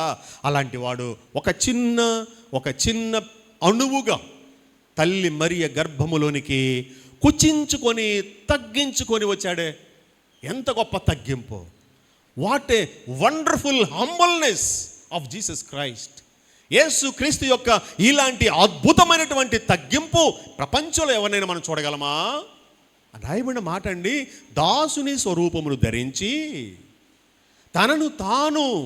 దాసుడు అంటే జీతగాడు, యజమాని అంటే కుర్చీలో కూర్చుంటాడు, దాసుడు అంటే కాళ్ళ దగ్గర కూర్చుంటాడు. అవునా? అవునండి.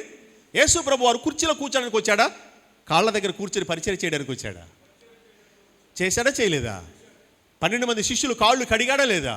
చెప్పమనండి. ఈ ప్రపంచంలో ఎవరైనా దాదాలు కానీ, బావాలు కానీ, దేవుళ్ళుగా పిలువబడుతున్న ఎవరైనా సరే, ఏ గురువైనా సరే తన శిష్యుని పాదాలు కడిగిన చరిత్ర చెప్పమనండి బైబిల్ గ్రంథం తప్ప ఇంకెక్కడైనా ఉందా? ఉండదు. బోధద్దాలు పెట్టి వెతికినా అవి దొరకవు. ఎందుకంటే they are not gods and goddess. One and only God, he is Jesus Christ. చప్పట్లు కొట్టి దేవుని నామాన్ని మహిమపరచుదాం. ఒకే ఒక్క దేవుడు మనకి. ఇలాంటి దేవుడు ఇంకొకడు భూలోకంలో ఎక్కడా? అలాంటి దేవుణ్ణి సంవత్సరానికి ఒక పర్యాయము మనం ఇలాంటి ఉపవాస ప్రార్థనలు చేయడం ఎంత ధన్యత అండి. మీకు చెప్తాను వినండి ప్రియులారా. వారు కల్దీల దేశం నుండి విమోచించబడిన సందర్భంగా ఉపవాసం ఉన్నారు కదా.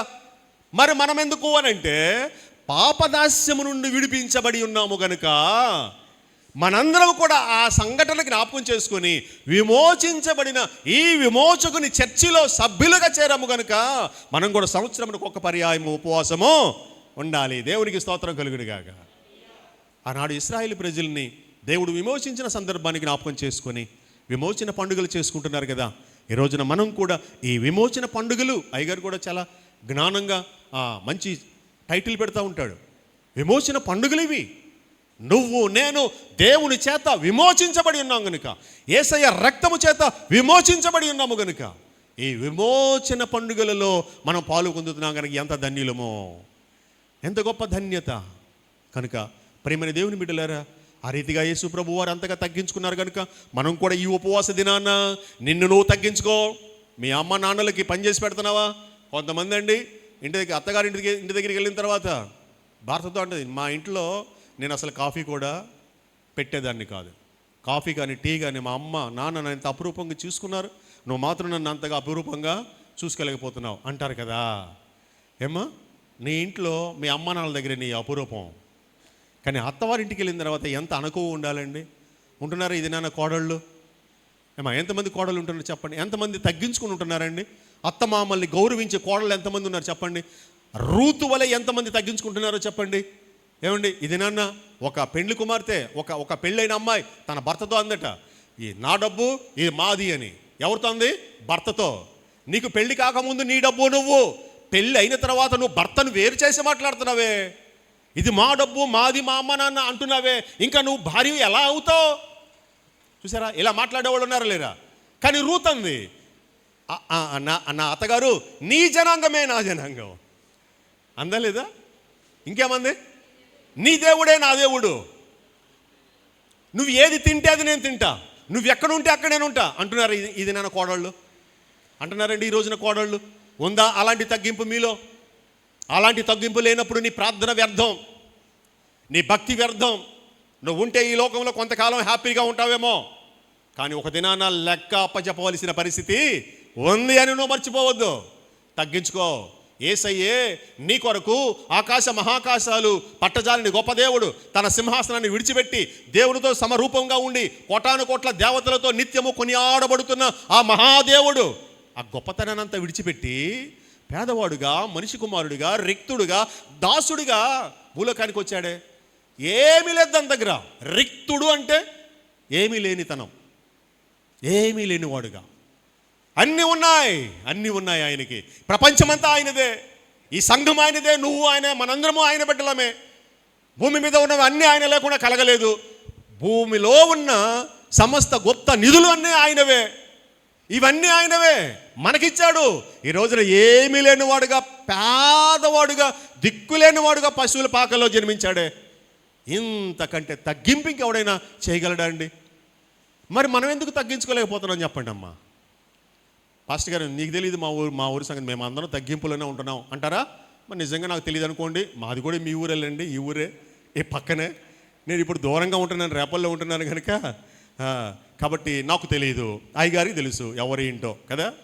నా సంఘంలో నా పిల్లలు ఎలాంటి వాళ్ళో నాకు తెలియదా అండి? తెలీదా? అలాగే తెలుసు. కనుక ప్రియమైన దేవుని బిడ్డలారా, అంతగా మనం తగ్గించుకున్నట్లయితే నీవు చేసే ఉపవాసానికి తగిన ప్రతిఫలము దొరుకుతుంది. ఇక రెండవ విషయాన్ని మనం చూద్దాం. రెండవ విషయం, సంఘములో నుండి, ప్రజలలో నుండి వేరు చేయబడాలి, ప్రత్యేకించబడాలి. ఈ రోజున మనందరం కూడా సమాజంలో, మన గ్రామంలో, మన ఇంటి పక్క వారు, మన పొరుగువారు, మన బంధువులు, ఆత్మీయులు వారి వారి పనులలో నిమగ్నమై ఉండగా మనము మాత్రము వారి నుండి ప్రత్యేకించబడి దేవుని మందిరంలోకి వచ్చాం కదా. ఇది కాదా ప్రత్యేకించబడము? దేవుడికి స్తోత్రం చెప్పండి అర్థమైన వాళ్ళు. ఆనాడు ఎజ్రా నాయకత్వంలో, నెహెమ్యా నాయకత్వంలో ఇశ్రాయేలు ప్రజలు సమాజములో నుండి వేరు చేయబడ్డారు. ఈ రోజున మనందరము కూడా సమాజములో నుండి వేరు చేయబడ్డాం. ఇంకొక మాట చెప్తాను మీకు. వాళ్ళని ఆ రోజున సమాజంలో నుండి ఎందుకు వేరు చేయబడమన్నాడు దేవుడు అని అంటే, ఈ ప్రశ్నకు సరైన జవాబు చెప్తాను వినండి ప్రియులారా. ఎందుకు అనగా ఇశ్రాయేలు ప్రజలు బబులోను నుండి, కల్దీల దేశము నుండి వారు విమోచించబడి తమ స్వగ్రామానికి చేరుకున్నారు. ఆ స్వగ్రామములో అనేక మంది అప్పటికే వారు మోయాబీలు, ఫిలిష్తీయులు, అమోరీలు, హిత్తీలు, వాళ్ళందరూ కొన్ని జాతుల ప్రజలు ఆ కనానులో నివాసం ఉంటున్నారండి. అప్పుడు విమోచించబడిన ప్రజలు ఆ కనానులోనికి వచ్చేసారు. ఇప్పుడు ఆ కనానులో ఉంది ఎవరు? ప్యూర్ ఇశ్రాయేలీలా? కాదే. అందులో కల్మషమైన జనం, అంటే అన్య జనాంగముతో కలిసి మిశ్రితమైన జనము కదా. అట్టి మిశ్రితమైన జనము, ఆ జనములో కలిసి ప్రార్థన చేయడం, ఆ జనముతో కలిసి మీరు ఆ పన్నసేవల పండుగ చేయడం, ఆ జనముతో కలిసి మీరు ఉపవాసం ఉండడం నాకు ఇష్టం లేదు. మీరు సపరేట్ కావాలి. ఆ ప్రజలు వేరు, మీరు వేరు. మీరు విమోచించబడిన ప్రజలు, మీరు ఎంపిక చేయబడిన ప్రజలు. You are the cleansed by my blood. నా రక్తము చేత మీరు కడుగబడిన వారు కనుక, మీరు విమోచించబడ్డారు కనుక వేరు చేయబడాలి.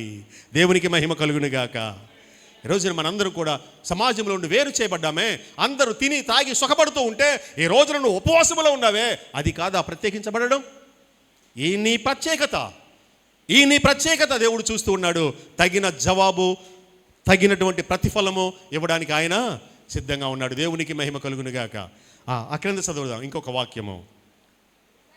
ఇశ్రాయేలీలు అన్య జనులందరినీ గూర్చి ప్రత్యేకించబడిన వారై నిలువబడి తమ పాపములను, తమ పితరుల పాపములను చూసారా. నేను ఇంకా ముగించబోతున్నా, నా సమయం అయిపోతుంది. ప్రియమైన దేవుని పిల్లలు వినండి, ఇంకా రెండు విషయాలు. ఇప్పుడు వీళ్ళు దేవుని సన్నిధిలోనికి వచ్చారు, ఉపవాసములో ఉన్నారు, తమను తాము ప్రత్యేకపరుచుకున్నారు, సిద్ధపడ్డారు, ఉపవాసంలోనికి వచ్చారు. ఇప్పుడు వీళ్ళు చేస్తున్న పని ఏంటంటే తమ పాపములను దేవుని సన్నిధిలో ఏం చేస్తున్నారు? జ్ఞాపకం చేసుకుంటున్నారా?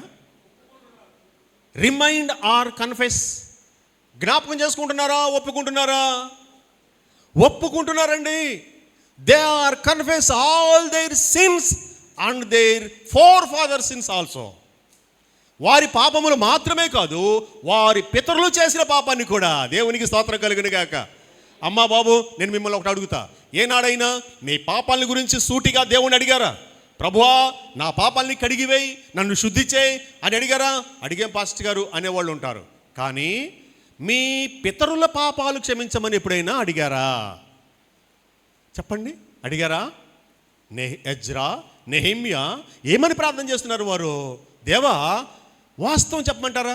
మా పాపాలు క్షమించు అంటానికి ఎజ్రా నెహెమ్యాలో పాపాలు లేవు. బైబిల్ గ్రంథంలో ఎక్కడైనా ఉందా? ఎజ్రా కానీ నెహెమ్యా కానీ పాపం చేసినట్లుగా బైబిల్ గ్రంథంలో ఎక్కడైనా ఉందా? లేదు. కానీ చేసిందెవరు? వారి పితరులు. కానీ పరిశుద్ధులైన ఈ ఎజ్రా నెహెమ్యాలు వీళ్ళు ఏమని ప్రార్థన చేస్తున్నారు? అయ్యా మా పాపం అని ఒప్పుకుంటున్నాడండి. ఎవరి పాపం అంటే ఇది? ఏదేం తోటలో ఆదాముని అడిగాడు, ఆదమా పండు తిన్నావా? లేదు ప్రభువా, ఇదిగో నువ్వు ఇచ్చావుగా భార్య. ఎవరి మీద పెట్టాడు? భార్య మీద పెట్టేశాడు. ఆవిడ పోయిన ఒప్పుకుందా? ఆవిడ ఎవరి మీద పెట్టింది? ఈరోజు మనం కూడా అలాగే కదా. నేను తప్పు చేయడానికి నేను కదా కారణం, మా పిల్లలు, మా ఆయన అని మనం కూడా సమర్థించుకుంటూ ఉంటాం. లేదు ప్రియ దేవుని బిడ్డలారా, నువ్వు తప్పు చేసినా చేయకపోయినా నీ పితరుల కొరకు, నీ కొరకు, నీ పిల్లల కొరకు ఒక మాట చెప్పనివ్వండి. మీరు ఒక ప్రశ్న అడగాలి తెలివైన వారైతే. అయ్యా ఈ రోజున మా అమ్మా నాన్నల పాపం క్షమించమని అడిగితే క్షమిస్తారా? క్షమించరా? అండి చనిపోయిన వాళ్ళ సంగతి కాదు నేను చెప్పేది. చనిపోయిన వాళ్ళ క్రియలను బట్టి తీర్పు ఉంటుంది, మర్చిపోవద్దు. కానీ బ్రతికున్న మన అమ్మా నాన్నల కొరకు, మన పితరుల కొరకు, మన బిడ్డల కొరకు ప్రార్థన చేయాల్సిన బాధ్యత మనకు ఉందా లేదా? ఉందన్న వాళ్ళు దేవునికి స్తోత్రం చెప్పండి గట్టిగా. కాబట్టి మనం ఎవరి కొరకు ప్రార్థన చేయాలి? మన కొరకు చేయాలి, మన పితరుల కొరకు చేయాలి, మన బిడ్డల కొరకు చేయాలి. లోకంలో నశించిపోతున్న అనేక ఆత్మల కొరకు కూడా ప్రార్థన చేయాలి. ఇలాంటి పాపపు ఒప్పుకోలు ప్రార్థన మన జీవితాల్లో జరగాలి. ఆ క్రియ జరగాలి. మొదట ఏం జరగాలంట? ప్రిపరేషన్ ఉండాలి.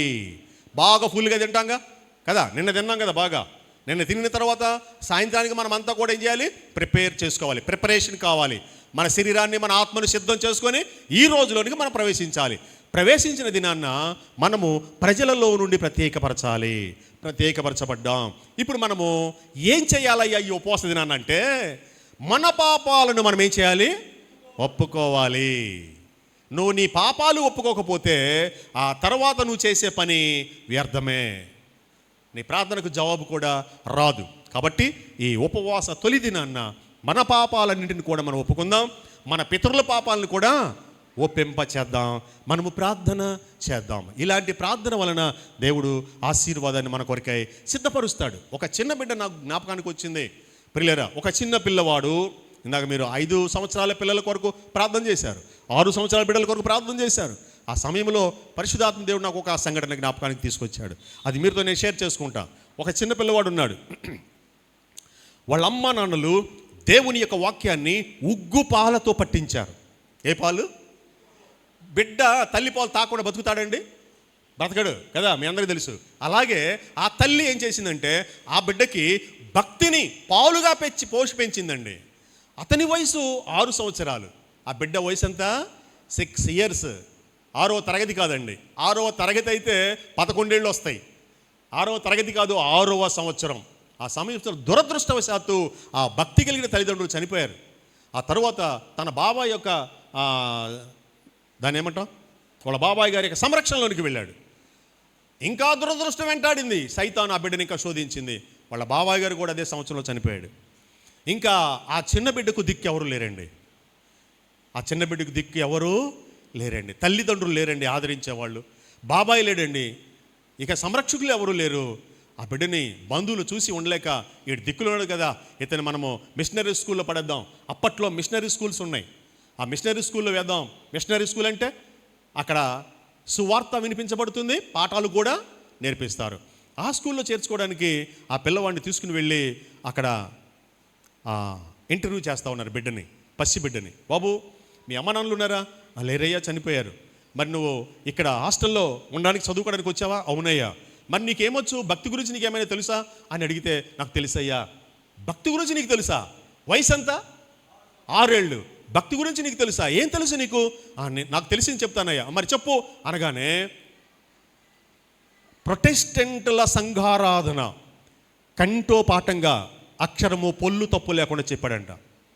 తర్వాత అపోస్తుల విశ్వాస ప్రమాణము 6వ సంవత్సరములో ఆ బిడ్డ చెప్పాడట. ప్రొటెస్టెంట్ లూథరన్ చర్చ్, ప్రస్తుతానికి ఆ చర్చికి నేను పాస్టర్గా పనిచేస్తున్నా.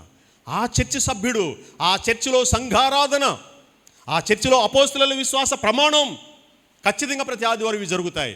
అవి ఆ చిన్న బిడ్డ కంటో పాఠం చెప్పేసరికి ఇంటర్వ్యూ చేసిన టీచర్సే ఆశ్చర్యపోయారు ఆ బిడ్డను చూసి. నా ప్రియమైన దేవుని బిడ్డలారా, ఇంటర్వ్యూ చేసినటువంటి ఆ టీచర్స్, ఇంటర్వ్యూలో కూర్చున్నటువంటి వారు అధికారులు ఆశ్చర్యపోయారు. మరలా అడుగుతున్నారు ఆ బిడ్డని ఇంకో ప్రశ్న ఏంటంటే, బాబు నీకు ప్రార్థన చేయటం వచ్చా అనగానే, చేస్తాను సార్ అన్నాడంట. ఏమని చేస్తావు చెయ్యి అనగానే, అతను మోకరించి, ఆ చిన్న పిల్లవాడు 6వ సంవత్సరపు విద్యార్థి మోకరించి చేస్తున్న ప్రార్థన ఏంటి తెలుసా? ప్రభువా, ఇప్పుడు నా వయసు 6 సంవత్సరాలయ్యా, మీరు 6 సంవత్సరాల వయసులో భూమి మీద ఏం చేశారో, ఎలా జీవించారో అలాగున నేను కూడా జీవించడానికి సహాయం చేయ ప్రభువా, ఆమేన్ అన్నాడంటండి. చప్పట్లు కొట్టండి అమ్మ ఒకసారి. ఇలాంటి అద్భుతమైన ప్రార్థన ఒక్క పరిశుద్ధాత్మ దేవుని యొక్క సహాయముగాక భూలోకంలో ఏ పిల్లవాడైనా చేయగలడా? అతను పెరిగి పెద్దవాడయ్యాడండి. ఆయన చేసిన కార్యాలు, ఆశ్చర్యాలు ఆ తరంలో మనం పుట్టి ఉంటే, మనం అదృష్టవంతులు అయి ఉంటే, ఒక 60 సంవత్సరాల ముందు కనుక పుట్టి ఉండినట్లయితే ఇవన్నీ మనం చూసేవారమండి. ఆయన చేసిన అద్భుతాల్లో ఒకటి చెప్తా వినండి. ఆయన చేసిన అద్భుతాలు, పెరిగాడు, పెద్దోడు అయ్యాడు, పరిశుద్ధాత్మతో సహవాసం చేస్తూ ఉన్నాడు. ఒక రోజున ఆయనకి మీటింగు, సువార్త చెప్పాలి. ఆ సువార్త చెప్పడానికి ఈయన పిలిచినటువంటి ఆహ్వానితులు గుర్రబండి పంపించారు. ఈ గుర్రబండిలో ఆయన వెళుతూ ఉన్నాడు, అక్కడికి వెళ్ళి సువార్త ప్రకటించాలి. కొంచెం దూరం వెళ్ళగానే సైతాను కూడా వచ్చేసి ఆ గుర్రబండి యొక్క చక్రం తిరిగే దాని పక్కన ఉంటుందే మేకండి, శీల, దాన్ని ఏమంటారు, దాన్ని ఏదో సంథింగ్ ఏదో అంటారు. వెరీ గుడ్ సాయి మేకండి. రైతులు ఇంకా ఉన్నారా? అయ్యో, వ్యవసాయం అంతా వెళ్ళిపోయింది, ట్రాక్టర్లు వచ్చేసాయి, యంత్రాలు వచ్చేసాయి, అయినా దాని పేర్లు గుర్తున్నాయి. దాన్ని ఏమంటాం? సాయి మేక అంటాం.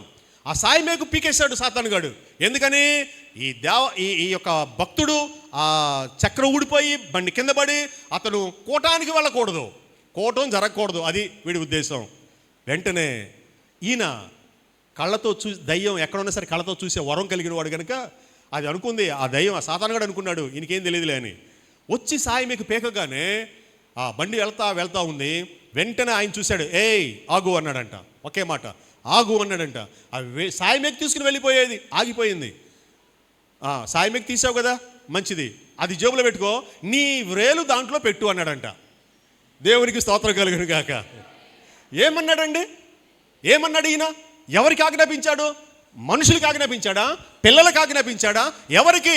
ప్రకృతిలో నీకు నాకు కనబడకుండా ఒక అదృశ్యమైన శక్తి ఉందే, మనందరిని మోసం చేస్తున్నాడే, నిత్య నరకానికి ఈడ్చుకొని వెళ్తున్నాడే, ఆ దురాత్మతో ఆజ్ఞాపిస్తున్నాడు, ఏ ఆగు. ఒక్క దెబ్బకి అక్కడ ఆగిపోయాడు. మేక్ తీసుకున్నావు కదా, అది పెట్టొద్దులే, అది నీ జేబులో పెట్టుకొని నీ 2 వేళ్ళు దాంట్లో పెట్టు అన్నాడట. అరే వాడు ఎలా వింటాడండి? వెంటనే వాడు అలా 2 వేళ్ళు సాయి మీకు ప్లేస్లో పెట్టి అల్లాడిపోతూ ఉంటే, రా నేను వెళ్ళేంత వరకు అలాగే రా అని ఈయనేమో గుర్రం మీద వెళ్తా ఉన్నాడు, అదేమో గాలిలో సాయి మీకు చక్రం ఊడిపోకుండా సాయి మేకులుగా ఏళ్ళు పెట్టి అల్లాడిపోతూ మీటింగ్ స్థలానికి వెళ్ళిపోయాడు. అక్కడికి వెళ్ళిన తర్వాత ఇలాంటి పనులు ఇంకెక్కడ ఎప్పటి ఎవరికి చేయొద్దని ఆజ్ఞాపిస్తే ఆడు వెళ్ళిపోయాడండి. ఈ వ్యక్తి ఎవరనుకుంటున్నారు? ఈ వ్యక్తి ఎవరంటే ముంగమూరి దేవదాసాయి గారండి. చప్పట్లు కొడదాం, దేవుని నామానికి మహిమ కలుగును గాక. ఇలాంటి అద్భుతాలు చేసే మహాశక్తి కలిగిన వారికి దేవుని వాక్యాన్ని పాలతో, ఉగ్గు పాలతో భక్తిని నేర్పించాలి. అందుకని దేవుని వాక్యం ఉందండి. సొలొమోను చెప్తాడు 22వ అధ్యాయం 6వ వచనం, సామెతల గ్రంథం 22:6, బాలుడు నడవవలసిన త్రోవను వానికి నేర్పము, వాడు పెద్దవాడిన తర్వాత దానిలో నుండి తొలగిపోడు. కనుక ఇలాంటి ప్రార్థన మనం చేయగలిగితే, మన బిడ్డలకు ప్రార్థన నేర్పగలిగితే, ప్రేమనే దేవుని బిడ్డలారా, మన పిల్లలు మన సంఘాలకు ఆశీర్వాదకరంగా ఉంటారండి. చివరి మాట చెప్పి నేను ముగిస్తాను. కొంచెం ముందుకు రండి. ఇంకా అక్కడ ఏం జరిగిందో ఆఖరి మాట. ఒక గడియసేపు వారు ధర్మశాస్త్ర గ్రంథమును ధ్యానించుచూ ఉండిరి. ఏమండి, ఒక గడియ వారు ఏం చేశారు? పాపాలని ఒప్పుకున్నారు. మరొక గడియ వారు ఏం చేశారు? ధర్మశాస్త్రమును ధ్యానించారు. గడియ. రోజుకి ఎన్ని గడియలండి? రోజుకి ఎన్ని? రోజుకి ఎన్ని గడియలు అంటే 4 జాములు అంటాం. జాము, ఒక జాము సేపు వారు పాపాలు ఒప్పుకున్నారు, ఒక జాము సేపు వారు ధర్మశాస్త్రాన్ని ధ్యానం చేశారు. జాము అని అంటే 3 గంటలండి. రోజుకు 4 జాములు, 4 3 12. సాయంకాలం 6 నుంచి తెల్లవారి 6 వరకు 4 జాములు. ఒక్కొక్క జాములో 3 గంటలు ఉంటాయి. వీళ్ళు ఒక్కొక్క జాము అనగా పాపాలు ఎన్ని గంటలు ఒప్పుకున్నారు చెప్పండి? ఎన్ని గంటలండి? అమ్మ 3 గంటలు మనం ఎప్పుడైనా ఒప్పుకున్నామా? 3 గంటలు. 1 గంట అయినా ఒప్పుకున్నామా దేవుని సంధిలో? 1 గంట అయినా నువ్వు ఏడ్చి పశ్చాత్తాపడ్డావా? ఒక రోజున దేవుని సంధిలో నేను ప్రార్థన చేస్తూ ఉంటాను. నా హృదయం చాలా కఠినమైంది. నేను భక్తి అది చేస్తాను, కానీ మా నాన్నగారు చనిపోయినప్పుడు కూడా నా కళ్ళ వెంట కన్నీళ్లు రాలేదండి. అలాంటి కఠినమైన గుండె నాది, తట్టుకోగలను. అయితే ఒక దినాన ప్రార్థన చేస్తూ ఉన్నాను. ప్రార్థన చేస్తూ ఉంటే నా హృదయాన్ని కరిగించాడు నా ప్రభు. నా హృదయాన్ని కరిగించి నా కళ్ళలో నుంచి నీళ్ళు వచ్చేసాయి. ఆయన సన్నిధిలో కూర్చున్న దేవుడు నన్ను దర్శించాడు. నన్ను దర్శించి పరిశుద్ధాత్మ దేవుడు నాలో ఒప్పిస్తూ ఉన్నాడు. ఏమని తెలుసా ప్రియులరా? నా కుమారుడా, నా పనికి నిన్ను ఎంపిక చేసుకున్నాను, తగినట్లుగా నీవు నడుచుకో అనే పరిశుద్ధాత్మతో నేను ప్రేరేపించబడినప్పుడు ఇక నేను అనుకున్న నా దేవునితో ఒక తీర్మానం చేసుకున్నా. ఏమని? అప్పుడు నా చేతికి ఒక ఉంగరం ఉంది. ఆ ఉంగరాన్ని తీసి నా ప్రభువుకి పరిచర్యకి ఇచ్చేస్తాను ప్రభువా అని. నా కోసం నువ్వు అన్ని త్యాగం చేసావు కదా ప్రభువా, పరలోకాన్ని విడిచిపెట్టావు కదా, ఆ మహా ఆరాధన సమస్తాన్ని విడిచి నా కొరకు రిక్తుడిగా వచ్చావు, అన్ని పోగొట్టుకున్నావు కదా ప్రభువా, నీకోసం నేను నా ఉంగరాన్ని చేయలేనా? ఇక మీదట ఎప్పుడు కూడా నేను ఈ ఉంగరాన్ని నేను ధరించును. నువ్వే నా ఆణిముత్యం, నీవే నా బంగారం, నీవే నా వెండి. కనుక ఇక మీదట నేను అది ఎప్పుడు అనంటే కనీసం 4 నెలల క్రితం. కానీ ఈ తీర్మానం మా అబ్బాయి చిన్నతనంలోనే తీసేసుకున్నాడండి. ఆ బిడ్డకి ఇప్పుడు 3-4 ఉంగరాలు వచ్చాయి. ఏ ఉంగరం కూడా తన చేతిని పెట్టేవాడు కాదు. నాకు ఉంగరాలు అక్కర్లేదు, నాకు బంగారం అక్కర్లేదు అనేవాడు. అయితే కొన్ని నెలల తరువాత ఆ తీర్మానం పరిశుద్ధాత్మ దేవుడు నన్ను తీసుకునేలా చేశాడు. దేవునికి మహిమ కలుగును గాక. అయితే బంగారానికి వ్యతిరేకనైతే కాదండి నేను. దయచేసి మీలో పెట్టుకునే వాళ్ళు ఉంటారు, కాబట్టి నేను దాన్ని కాదన్ను. బంగారం పెట్టుకోవచ్చండి, బైబిల్ యాక్సెప్ట్ చేస్తుంది. మనము భక్తిలో మెట్లు ఎదుగుతూ ఉన్న కొద్దీ అప్పుడు చీదరగలుగుతుంది మనకి. నువ్వు ఎప్పుడు చీది అని అంటావో నువ్వు హైయెస్ట్ స్టేజ్కి వెళితే కానీ ఈ బంగారం నాకెందుకు, ఈ వెండి నాకెందుకు అని వాడిని తోసేస్తావు. అంతవరకు వాటిని కొంచెం ప్రేమిస్తూనే ఉంటావు. అయితే అది పాపమని నేను అనను, బైబిల్లోనే ఉంది. నిర్గమకాండంలో ఐగుప్తు నుండి వారు వస్తూ ఉన్నప్పుడు ఏమన్నాడు ఆయన? ఇదిగో ఐగుప్తుల నుంచి బంగారాన్ని అడిగి మీరు మీ పిల్లలు ధరించరండి అని అన్నాడు. అది పాపం కాదు, కానీ దాన్ని ప్రేమిస్తే పాపం. అర్థమవుతుందా? దేవుని స్తోత్రం చెప్పండి గట్టిగా. అది పాపం కాదు, కానీ దాన్ని ప్రేమించకండి. ఇక చివరిగా మనం ఏం చేయాలి అని అంటే ధర్మశాస్త్రాన్ని 3 గంటలు ధ్యానం చేయాలి. నాకు అయ్యగారంటే చాలా ఎక్కువ ఇష్టము. ఎందుకంటే ఆయన ప్రార్థనా సమయాలు చాలా టైం తీసుకుంటాడు, చాలా టైం. ఉదయం 10 గంటలు. ఎన్ని గంటలకి ముగిస్తున్నాం? ఎన్ని గంటలు ఇప్పుడు ఆరాధన సమయం చెప్పాలి? ఎన్ని గంటలు? 4 hours. నేను ఉపవాస ప్రార్థనలు పెడితే 3 గంటలే.